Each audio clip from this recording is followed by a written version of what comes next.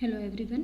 आज हम शुरू करने वाले हैं गोविंद पारेख का पेज नंबर 24 है ना। इसमें जो थे दूध से हमने शुरू किया था, जिसमें दूध क्या आगे ही अपन कंटिन्यू करेंगे 24 पे। ठीक है, तो चरक ने कितने भेद माने हैं? 8। सुश्रुत ने कितने माने हैं? 8 है ना। अब गुणधर्म है इनके। तो चरक के अनुसार एक सफ दूध को इन्होंने क्या बोला है? शाखागत वाथर। इम्पॉर्टेंट है, इस पे क्वेश्चन आया है ना। शाखागत वाथर किसका दूध होता है? एक सफ का। भेड़ का दूध कैसा होता है? हिक्का और श्वास में दिया जाता है। ठीक है, मूत्र और दूध, यदि आप चाहें तो एक पन्ने पर दूध और मूत्र को कंपेयर करके भी, यदि आपको कंफ्यूजन ना हो, उसके लिए आप अपने ऐसे नोट्स बना सकते हैं ना। चाहे आपके पास कितने ही नोट्स, आप खुद के जो नोट्स बनाएंगे वही काम आते हैं, चाहे वो कोई भी एग्ज़ाम हो, कितना ही चाहे वो AIPGT हो, UPSC हो, PSC हो, आप खुद के नोट आपको जीवन भर याद रहते हैं और समझ में आते हैं। ठीक है, आप पढ़िए, सभी नोट्स पढ़िए, सभी जगह से पढ़िए, उससे कोई आपत्ति नहीं है जितना ज्ञान आपको मिले, पर आप अपने नोट्स भी साथ में बनाइए। ठीक है, इसके बाद ऐड करते हैं 24 पेज। तो स्टार्ट करते हैं। इसमें जो सबसे पहला है वो इन्होंने दिया है गोदुग्ध को। गोदुग्ध को चरक ने क्या बोला है? प्रवरम जीवयानाम रसायनम। तो गोदुग्ध को ने रसायन बताया है, प्रवर जीवनीय बताया है। ठीक है, इसके अलावा इसके बाद आप लिखिए इसी में आप यहाँ इसमें चरक का नहीं दिया है तो मैं चरक के ऐड करवा रही हूँ। सुश्रुत का इन्होंने दिया है तो उसी से पढ़ेंगे अपन। ठीक है, गोदुग्ध के बारे में चरक ने और क्या बोला है? गोदुग्ध चरक ने गोदुग्ध के बारे में बोला है स्वादु शीतम मृदु स्निग्ध बहलम। मृदु स्निग्ध बहलम सलक्षण पिच्छलम गुरु मंद प्रसन्नम। गुरु मंद प्रसन्नम च गव्यम 10 गुणा पयः है ना। ये जो ओज के 10 गुण हैं वही गोदुग्ध के 10 गुण बताए हैं।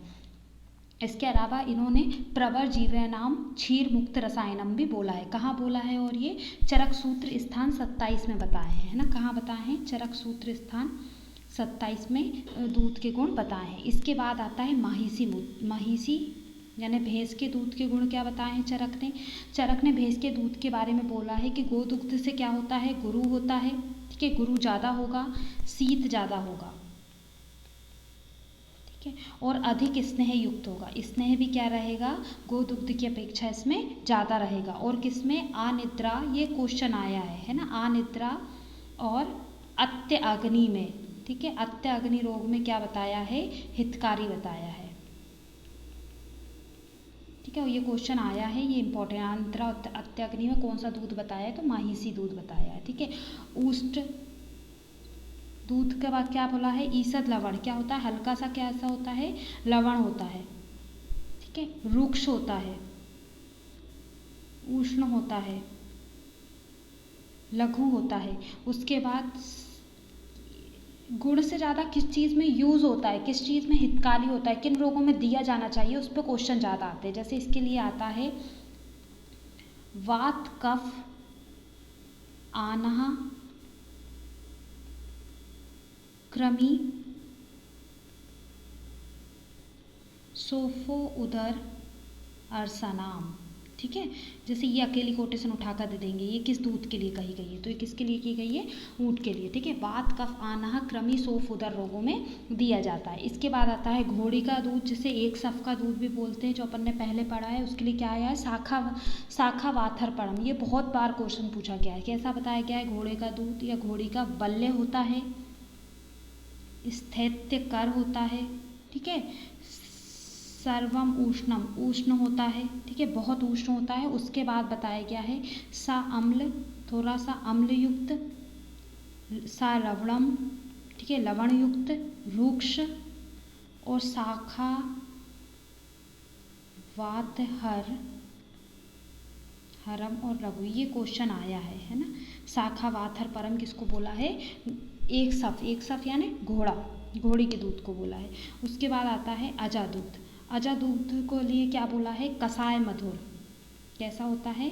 कसाय और मधुर होता है। अजामूत्र भी कसाय मधुर होता है। इससे पहले वाले पेजेस में हमने पढ़ लिया है, वो आप यूट्यूब पर आगे के पिछले वीडियोस में देख सकते हैं। ठीक है। शीत होता है, ग्राही होता है, रक्तपित्त, अतिसार का नाश करने वाला, क्षय, कास, ज्वर, आपहम। ठीक है। जैसे ये अकेला कोटेशन उठा के दे देंगे, रक्तपित्त, अतिसार, अग्नम, क्षय, कास, ज्वर, आपहम किसके लिए आया है? तो अजादुक्त के लिए आया है। इसलिए आप ये इनको इसलिए मैं इनको ऐड करा रही हूँ ताकि आप सुश्रुत और चरक में अलग अलग कोटेशन पहचान पाएँ। ठीक है। आवी दूध, आवी यानी भेड़, भेड़ का दूध। हिक्का श्वास पहले भी बता दिया गया है, हिक्का श्वास में, ठीक है, उष्ण होता है।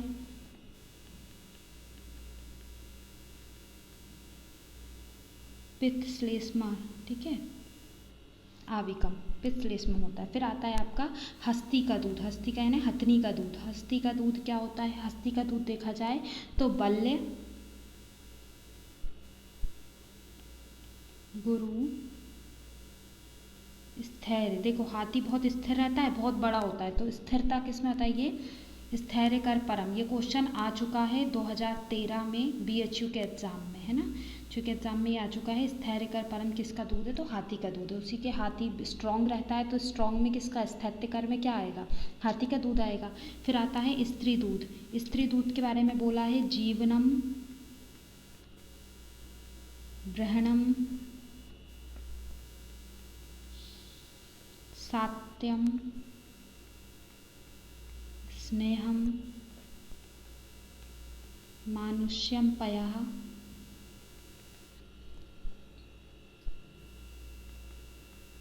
नावनम,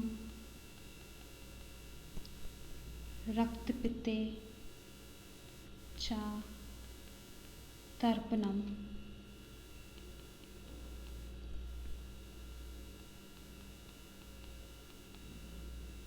अस्थि सूलिनाभ।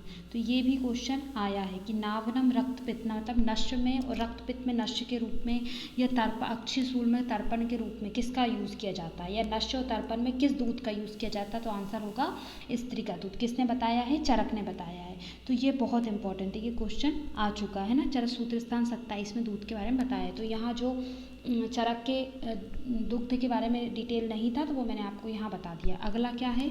अगला है सुश्रुत के अनुसार, है ना। सुश्रुत ने क्या बताया? सुश्रुत ने सबसे पहले तो सामान्य लक्षण बताया, उसमें बताया गया सभी प्राणियों में सात्म होता है ना। किसके लिए होता है? अच्छा, ये कहाँ है? रेफरेंस लिख लीजिए। सुश्रुत सूत्र स्थान 45 में बताया गया है ना। सभी प्राणियों के लिए क्या होता है? सात्म होता है। गोदुग्ध की बात करें तो अल्प अभिसंधि और रसायन बताया है। ठीक है। इसके अलावा इसमें और ऐड कर सकते हैं तो अपन वही वातपित्त अग्नि बताया है। ठीक है। वातपित्त का नाश करने वाला बताया। जो इम्पोर्टेंट है मैं वही इसमें लिखवाऊंगी ताकि आपको लेंदी ना पड़े। फिर आता है माहिसी मूत्र। माहिसी मूत्र की बात करें तो महाअभिस्यंधि, है ना, ये अल्प अभिस्यंधि होता है। ये क्या होता है? अभिस्यंधि होता है। निद्रा कालक, निद्रा कारक। और उसके अलावा बताया गया है वहनी नाशक। ठीक है। अग्नि मंद कर देता है, इसलिए मंदाग्नि वालों को नहीं है। तो वहनी नाशक किसको बोला है इन्होंने? माहिसी दूध बोला है। अजादूक्त, शोषणाम हितम और सर्वव्याधिहर। ये क्वेश्चन आया है ना। तो इसलिए याद रखना, जिसको भी शोष रोग हो उसको अजादूत बताएगा। सभी व्याधियों में देय कौन सा दूध होता है? गोदुग्ध नहीं होता। सभी व्याधियों में हरने वाला दूध कौन सा बताया गया है? अजादूत। तो ये दोनों ही इंपॉर्टेंट है इसके। फिर अगला है आवी का मूत्र। आवी का मूत्र क्या होता है? वात रोगों में वातज कास उत्पादक। ये भी क्वेश्चन आया है। वातज कास उत्पादक कौन सा दूध है? तो इसके लिए जो कोटेशन है ना, जो कोटेशन है आई थिंक ये गलत है, ये कोटेशन गलत है। इसका कोटेशन लिख लीजिए। पथ्यम केवलम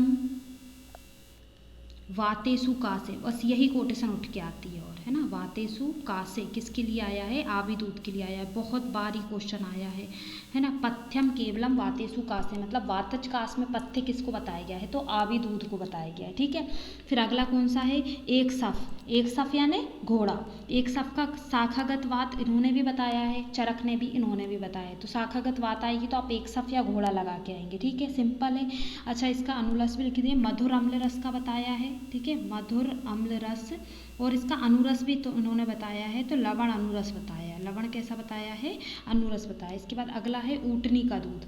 ऊटनी के दूध का इन्होंने रस क्या बताया है? ऊटनी के दूध की बात करें तो लवण रस का बताया है, ठीक है, कृमि अर्श उदर रोगों में, ठीक है। इसके लिए जो कोटेशन आती है वो लिख लीजिए, क्योंकि सुश्रुत का अधिकतर कोटेशन वाइज ही आता है ना। तो क्या है? सोफ गुल्म उदर अर्शो अग्न, ठीक है, गुल्म उदर, सोफ गुल्म उदर अर्शो अग्न, कृमि कुष्ठ विषापहम, कृमि कुष्ठ विषापहम, यही अकेला कोटेशन उठ के आया है कई बार, है ना। कृमि कुष्ठ विषापहम कौन सा है? ऊटनी का दूध है। करेणु, करेणु यानी होता है हाथी, है ना, हाथी, इसी को करेणी या करेणु भी बोलते हैं। मधुर कषाय चक्षु, ये क्वेश्चन आया है। चक्षु अपन अधिकतर गाय लगा देते हैं, पर चक्षु किसका है? हाथी का दूध बताया है, बहुत इंपॉर्टेंट है। कषाय अनुरस होता है। कषाय क्या होता है? इसका अनुरस होता है। तो जो इम्पोर्टेंट है वो मैंने आपको यहाँ बताया गया। स्त्री के दूध की बात करें, स्त्री का दूध नश्य और आश्रितन में उपयोगी है, और यही क्वेश्चन आता है ना। नश्य और आश्रितन में उपयोगी कौन सा दूध बताया गया है? स्त्री का दूध बताया गया है, ठीक है, ये बहुत इंपॉर्टेंट है। मधुर बताया है ना, मधुर बताया है। अब जो है इन्होंने बताया है कि किस उसमें क्या है, और ये कहाँ बताया है? इसका जो प्रातःकालीन दूध है, ये सुश्रुत सूत्र स्थान 45 में ही बताया है सब, ठीक है। प्रातःकालीन दूध यदि हो, सुबह का दूध जो रहता है वो क्या बताएंगे? गुरु और विष्ठम्भी होता है। शाम का दूध लघु होता है, ठीक है, क्योंकि रात भर चलता फिरता रहेंगे जानवर, तो सुबह का दूध निकलेगा तो कैसा होगा? गुरु होगा। दिन भर चलेगा तो शाम का दूध कैसा होगा? लघु होगा। अपराह्न का दूध भी लिखिए, एक चक्षु भी ऐड कर लीजिए, है ना। ये लघु के साथ क्या होता है? चक्षु होता है, ठीक है। श्रांति हर होता है। वात अनुलोमन होता है, वाता अनुलोमी होता है, ठीक है। कच्चा दूध की बात करें, कच्चा दूध गुरु और अभिसंधि होता है। उबाला दूध लघु होता है। स्त्री दूध को गर्म करना निषेध बताया है। क्या बताया है? निषेध। वैसे तो आप इसको आई थिंक इतना आयुर्वेद सभी ने पढ़ा होता है, और नॉर्मली भी स्त्री का दूध तो गर्म नहीं करते, बच्चा डायरेक्ट पीता है। इसके अलावा कुछ और जो कोटेशन है जो दूध से रिलेटेड हैं वो मैं ऐड करा दे रही हूँ। तो उसमें सबसे पहला है धारा उष्ण दूध जो होता है, धारा उष्ण दूध कैसा बताया है? अमृत बताया है। किसने? सुश्रुत ने, ठीक है। धारा उष्ण दूध को अमृत बताया है, ठीक है। स्त्री के दूध को छोड़कर सभी को गर्म करना बताया है, बस यही है ना। धारा उष्ण दूध यदि ओटा कर ठंडा कर दें, है ना, यदि इसको क्या करें? ठंडा कर दें, तो ये क्या हो जाता है? ये हो जाता है गुरु और ब्रहण, ठीक है। तो ये दूध के बारे में जितना थोड़ा बहुत एक्स्ट्रा था मैंने बता दिया है। यहाँ हमारा दूध कंप्लीट होता है। इसके बाद अगला टॉपिक है मांस। मांस में गुरुता का क्रम। चरक ने क्या बताया है? चरक ने मांस में गुरुता सबसे जो लघु होगा वो हाथ पैर का रहेगा, फिर स्कंद, फिर छाती, उदर और सिर। सबसे भारी किसका होता है? सिर का होता है, इसलिए सिर का भी नहीं खाते, है ना। यदि जो नॉन वेजिटेरियन होते हैं वो क्या सिर नहीं खाते, सिर छोड़ देते हैं, हाथ पैर ही अधिकतर खाते हैं, ठीक है। और यदि ऑर्गन की बात करें तो मांसरस, अंड, चर्म, मूत्र इंद्रिय, श्रोणी, वृक्क, यकृत, गुदा, मध्य देह और अस्थियाँ। अस्थियाँ क्या होती हैं? सबसे गुरु होती हैं, ठीक है। मध्य देह का जो होता है वो गुरुतर मांस होता है ना। अस्थियाँ जो होंगी सबसे गुरु रहेंगी, ठीक है। कई बार क्वेश्चन आ जाएगा मध्य देह और मांसरस, अंडा, चर्म, ये 4 ऑप्शन दे देंगे, इसमें सबसे गुरु कौन सा है? फिर इन सब में सबसे गुरु कौन सा होगा? मध्य देह रहेगा, है ना। या ऑप्शन दे देंगे यकृत, मांसरस, अंड, चर्म में, तो इसमें सबसे गुरु क्या रहेगा? यकृत रहेगा। तो आप थोड़ा इसको याद कर लीजिए। मांसरस तो देखो किसी भी चीज़ का रस निकालेंगे तो लघु ही रहेगा। फिर अंड में योक रहता है, ऊपर सेल अकेला रहता है, तो वो तो इतना गुरु नहीं रहेगा। स्किन अपनी नर्म रहती है, तो चर्म। मूत्र इंद्रिय छोटी सी रहती है, उसका तो ज़्यादा गुरु रहेगा नहीं। फिर श्रोणी, है ना। फिर वृक्क, जो कि किडनी में जितने भी वेस्ट प्रोडक्ट हैं वो इकट्ठा होगा तो वो भारी रहेगी। फिर लीवर तो और बड़ी ग्लैंड है, तो लीवर। फिर गुदा में तो पूरा वेस्ट प्रोडक्ट ही रहता है, मध्य देह में तो सभी ऑर्गन इंटेस्टाइन वगैरह सब रहेगा तो और गुरु, और अस्थियों में तो पूरा जो कैल्शियम रहता है पूरी कड़क भी रहती हैं तो अस्थियाँ सबसे गुरु रहेगा। सिंपल याद हो जाएगा, थोड़ा ट्रिक से आप वहाँ समझेंगे, थोड़ा लगाएंगे तो वहाँ अपने आप आपको समझ आएगा। सुश्रुत ने क्या बोला है, सुश्रुत ने शक्ति, स्कंद, हृदय, सिर, पाद, हस्त, कटी, पीठ, चर्म, कालयक यानी वृक्क, यकृत और आंत्र। तो कई बार आंत पे क्वेश्चन आया है, आंत को इन्होंने क्या बताया है, सबसे गुरु बताया है। ठीक है, अब चरक क्या बोलते हैं, चरक ने पुरुष का मांस गुरु और स्त्री का मांस क्या बोला है, लघु बताया है ना। पुरुष यदि पशु है तो उसका मांस कैसा होगा, गुरु रहेगा, और स्त्री का कैसा रहेगा, लघु रहेगा। सुश्रुत ने चौपायों में पुरुष का मांस गुरु और स्त्री का लघु, मगर पक्षियों में स्त्री का मांस गुरु और पुरुष का लघु बताया है। तो यदि जो चार पाए मतलब जो जानवर रहेंगे मुर्गे वगैरह, उनमें गुरु कौन सा रहेगा, पुरुष मेल, और स्त्री लघु रहेगी, जबकि पक्षियों में उल्टा रहेगा, स्त्री गुरु रहेगी और पुरुष लघु रहेगा। इसलिए लघु होने के कारण चौपायों में स्त्री का, पक्षियों में पुरुष का मांस श्रेष्ठ होता है। ठीक है, अन्य गुण एक्स्ट्रा जो पॉइंट है वो देख लीजिए, ये कोई इतने इंपॉर्टेंट नहीं है इसलिए मैं सिर्फ इनको पढ़ रही हूँ। जो इंपॉर्टेंट है वो यही इसी वजह से क्वेश्चन आएगा क्योंकि यही थोड़ा टफ लगता है एग्जामिनर को।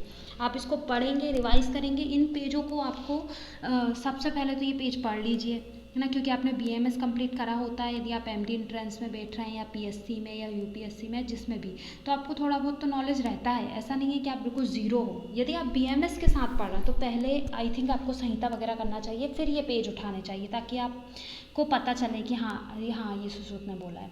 और यदि आप सिर्फ BAMS कंप्लीट है तो पहले आप ये 80 पन्ने पढ़ लीजिए और इनको रिवाइज़ करते चलिए। आप यदि अभी एक पन्ने में आपको 10 मिनट 11 मिनट लग रहा है और यदि आप रिवाइज़ करेंगे तो आपको 5 मिनट 8 मिनट 2 मिनट ना, इनको 80 पन्ने आई थिंक 1 घंटे में हो जाएंगे यदि आप रेगुलर रिवाइज़ करेंगे तो आप पढ़ लीजिए, इसमें अपने एक्स्ट्रा नोट ऐड कर लीजिए और इनको रिवाइज करते चलिए। तो सब आपको कुछ भी याद करने की या बर्डन अपने सिर पे लगाने की, कोई भी आप जॉब भी कर रहे हैं तो आई थिंक 1 घंटे तो कोई का भी निकल जाता है, रात में सोने से पहले आप बुक रीड कर सकते हैं।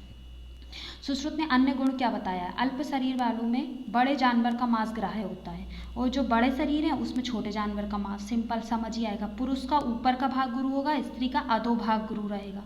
फल भक्षी जो पक्षी रहेंगे उनका मांस रूक्ष रहेगा और जो मांस भक्षी पक्षी रहेंगे उसका ब्रहण रहेगा। जो मछलियों को खाएंगे जैसे हंस वगैरह वो पित्त कारक रहेंगे। ठीक है, इसके बाद आता है इच्छु विकार में उत्तरोत्तर श्रेष्ठता। तो ये इंपॉर्टेंट है, इस पे से क्वेश्चन आया है ना। सबसे लघु क्या बताया है, सबसे लघु बताया है धौत गुण, जो अपना गुण रहता है ना, वो क्या बताया है, लघु बताया है। फिर मत्स्य अंडिका मिस्री, ठीक है, मत्स्य अंडिका को क्या बोलते हैं, मिस्री। ठीक है, यहाँ आपको नहीं समझ आए तो यहाँ लिख लीजिए मिस्री। फिर क्या है, खांड। फिर शक्कर जो है सबसे गुरु बताइए, चरक और सुश्रुत दोनों ने, है ना, चरक और सुश्रुत दोनों ने। अच्छा, ये जो है आप यहाँ ऐसे भी कर सकते हैं, जैसे फल भक्षी, फल खाने वाले का कैसा है, रूक्ष मांस है, मांस खाने वाले का ब्रहण मांस है, ऐसा लिख लीजिए। तो आपको कई बार वो मैच जोड़ी मिलाओ करके आता है तो उसमें है ना, जो मत्स्य खाने वाला है उसका क्या है, पित्त कारक है ना। UPSC में इस टाइप के क्वेश्चन बहुत आते हैं। और जो धान्य खाने वाला है जो इसमें ऐड नहीं किया है उनका कैसा होता है, वात कारक होता है। ठीक है, धान भक्षी पक्षियों का मांस कैसा होता है, वात कारक होता है। तो ये जोड़ी मिलाओ में आ सकते हैं, है ना, मैंने आपको ऐड करा दिया है। सभी प्राणियों का मध्य भाग क्या होता है, गुरु होता है। जैसे इसमें तो सभी प्राणियों का कौन सा भाग गुरु रहेगा, मध्य भाग, ये तो अपन ने पहले पढ़ ही चुके हैं, है ना। तो ये क्वेश्चंस बस आई थिंक मांस में और दूध में इतने ही क्वेश्चंस बनते हैं। आई होप आप इनको अच्छे से पढ़ें, रिवाइज करें। इसके बाद जो नेक्स्ट वीडियो है उसमें हम मधुमेह कंप्लीट करेंगे, उनके गुण कंप्लीट करेंगे, चरक ने क्या बताए हैं, सुश्रुत ने क्या बताया।